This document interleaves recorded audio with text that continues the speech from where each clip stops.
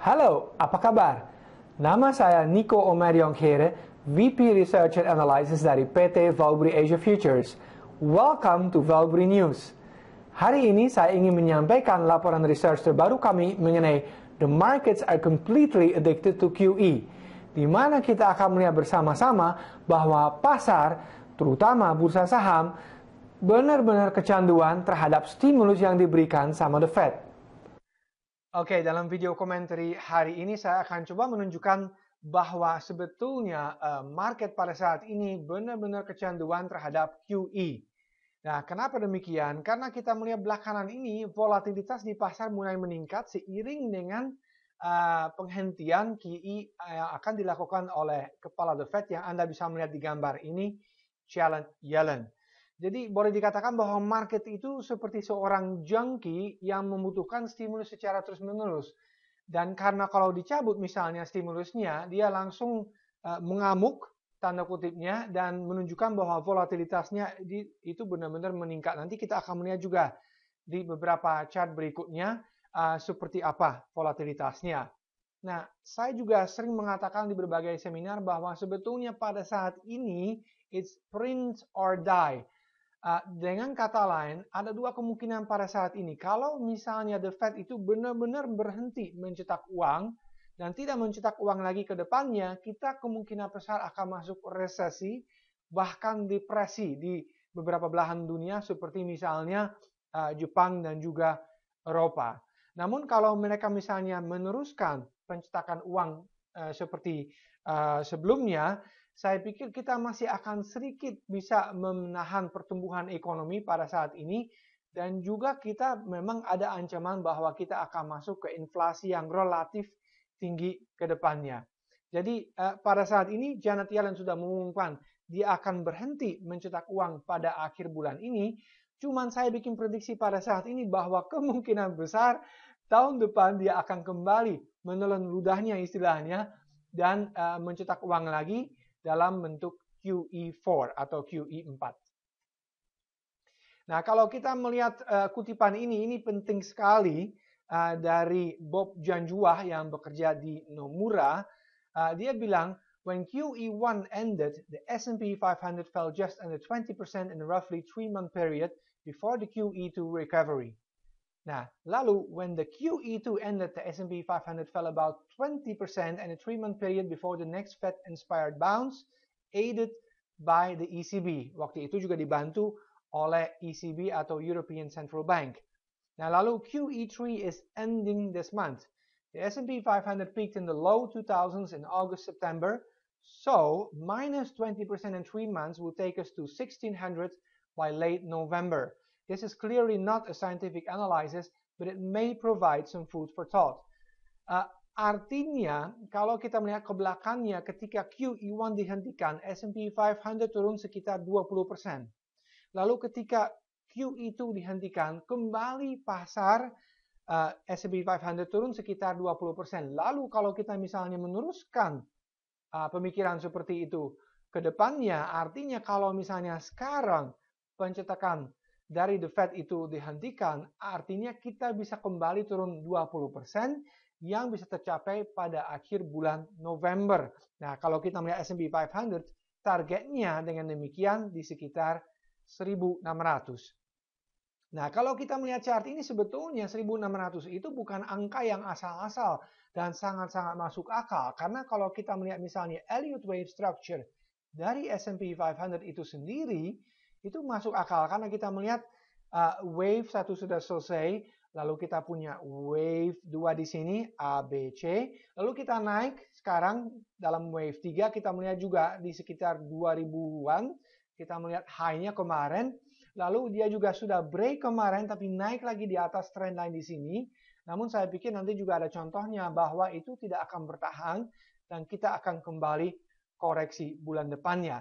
Nah, kalau kita misalnya melihat supportnya di sini yang terbentuk sejak tahun 2008 bahkan di sini, kita bisa melihat bahwa supportnya pada saat ini yang cukup kuat ada di sekitar 1.600. Jadi kalau dia kembali koreksi pasarnya dan sekitar 20% seperti dulu pada akhir QE1 dan juga QE2, nah masuk akal kalau kita misalnya turun sampai sekitar 1.600. Nah, ini juga kita melihat dengan jelas sekali bahwa setiap kali ada akhir dari QE atau pencetakan uang dari The Fed, kita punya koreksi yang cukup besar di mana trend line di sini misalnya itu pecah, di sini juga kita melihat pecah di sini, ya. Dan juga kita melihat dia turun di bawah SMA 200 atau moving average 200 hari. Kita melihat di sini dia turun di bawahnya dan juga pada QE2 waktu berhenti dia turun di bawah SMA 200. Nah, kalau kita melihat sekarang SMA 200 ada di sekitar 1.900-an. Kemarin kita sempat turun di bawahnya, kembali naik pada saat ini, tapi sekali lagi kita melihat nanti bulan depannya kira-kira dia akan kembali turun di bawahnya. Nah, apa penyebabnya? Kita melihat dia akan berhenti mencetak uang pada akhir bulan ini dan dia sudah mengumumkannya pada FOMC meeting sebelumnya di bulan September. Nah, sejak FOMC meeting itu di bulan September, apa yang terjadi? Kita melihat bahwa safe haven, seperti misalnya bonds, obligasi pemerintah, dan juga dalam skala yang lebih kecil, gold atau emas itu naik kita melihat sejak FOMC meeting bulan September. Tetapi risk assets, seperti misalnya bursa saham dalam bentuk S&P 500 di sini, dan juga komoditas seperti misalnya minyak, itu menunjukkan penurunannya. Artinya apa? Bahwa kita melihat bahwa kembali apa yang terjadi sebelumnya pada akhir QE1 dan QE2 kembali terjadi pada saat ini. Nah, ini juga sesuatu yang menarik sekali kita melihat. Sekarang banyak yang tanya, apakah ini QE benar-benar akan berhenti atau justru kita ke depannya akan punya QE yang lebih. Nah, saya ingin memberikan contohnya dari dua gubernur The Fed, satunya itu Bullard dari St. Louis Fed dan juga Williams dari San Francisco Fed.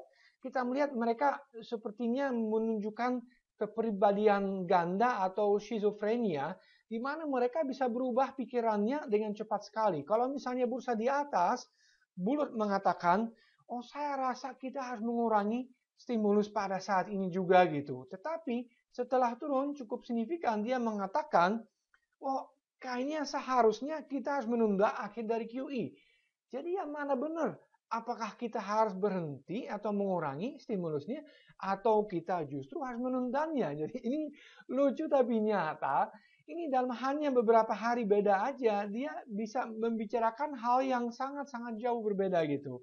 Nah, Williams juga demikian. Di mana ketika itu bursa turun, dia mengatakan, saya rasa bahwa lebih banyak QE dibutuhkan pada saat ini.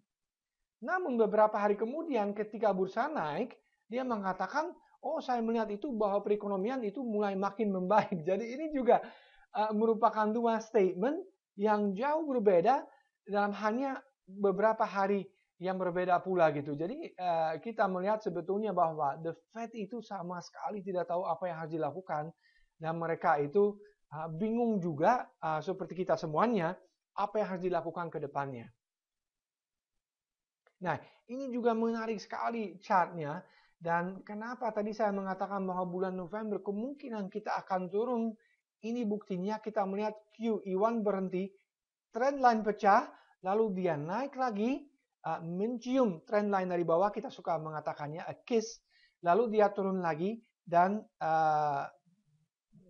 coba membentuk bottomnya di sini dalam basing process namanya. Lalu dia naik lagi setelah QE2. QE2 berhenti, lalu dia break trend line-nya, naik lagi kiss di underside of the support yang sekarang merupakan resistance dan kembali turunnya dan membentuk bottomnya di sini. Lalu kita melihat sekarang trend line-nya pecah, lalu dia naik lagi pada saat ini yang kita bicara, dia kemungkinan akan kiss di underside of the trend line di sini di sekitar 1950-1960 dan nanti ke depannya saya rasa awal bulan depannya kita akan kembali turun dan membentuk koreksi di sini di sekitar mungkin 1.600. Jadi kalau saya boleh kasih saran ke investor di bursa saham pada saat ini, hati-hati sekali pada saat ini karena saya rasa apa yang kita melihat rebound atau bounce di sini itu hanya dead cat bounce, dan nanti bulan depannya kita akan kembali turun dan melihat koreksi yang cukup besar, bahkan lebih besar dibandingkan bulan ini. Nah, ini juga kita melihat bahwa kalau bursa turun itu volumenya besar sekali. Jadi kita melihat animonya di pasar tinggi sekali dan investor benar-benar melepas saham dengan gairah yang penuh. Tapi kalau misalnya bursanya naik, justru sebaliknya yang terjadi, di mana kita melihat volume justru turun. Jadi ini juga menunjukkan bahwa sebetulnya bahan bakarnya tidak ada di dalam kenaikan ini dan investor tidak begitu semangat ketika bursa naik dibandingkan misalnya kalau bursa turun. Jadi saya melihat juga kalau misalnya nanti bursa turun lagi, kita akan melihat volatilitas meningkat dengan tinggi dan volume pun akan meningkat secara signifikannya. Jadi untuk mengakhiri presentasi ini, kembali saya perlu menyampaikan bahwa ini pertanyaan yang paling penting ke depannya. Will the Fed launch historic QE infinity? Atau dengan kata lain, apakah the Fed itu akan mencetak uang ke depannya tanpa batas? Nah, jawaban saya adalah iya, the Fed akan kembali panik ketika bursa itu turun dengan cepat sekali dan mereka akan kembali intervensi ke pasar di mana mereka akan mengatakan, well, we don't have a choice, kita tidak punya pilihan dan kita kembali harus mencetak uang untuk menopang bursa pada saat ini. Karena kelihatannya kalau kita misalnya berhenti mencetak uang, bursa itu anjlok dan juga perekonomian itu menunjukkan pelemahannya. Jadi untuk merangkum kembali, kita melihat bahwa the Fed benar-benar akan berhenti mencetak uang pada akhir bulan ini, namun saya perkirakan ke depannya mereka akan kembali mencetak uang dalam bentuk QE4 ketika bursa saham itu benar-benar anjlok. Nah, kapan itu akan terjadi itu sulit untuk dikatakan, tapi saya rasa mungkin semester pertama tahun depannya, paling terakhir saya rasa kita akan melihat bahwa mereka benar-benar akan terpaksa mencetak uang lagi, dan mungkin tidak hanya the Fed tapi juga ECB, the BOJ dan juga Bank Sentral di Inggris itu secara bersamaan mungkin intervensi ke pasar, dan kita akan melihat kemungkinan besar juga sebagai akibatnya bursa saham akan kembali melonjak. Tetapi untuk saat ini sekali lagi saya rasa untuk investor di bursa saham hati-hati sekali karena saya rasa koreksi yang kita melihat kemarin itu belum sama sekali selesai, dan bahkan koreksi yang akan datang bulan depannya saya rasa dan saya takut juga bahwa itu akan lebih besar ketimbang bulan ini. Sekian dari saya saat ini, sampai jumpa di Valbree News berikutnya.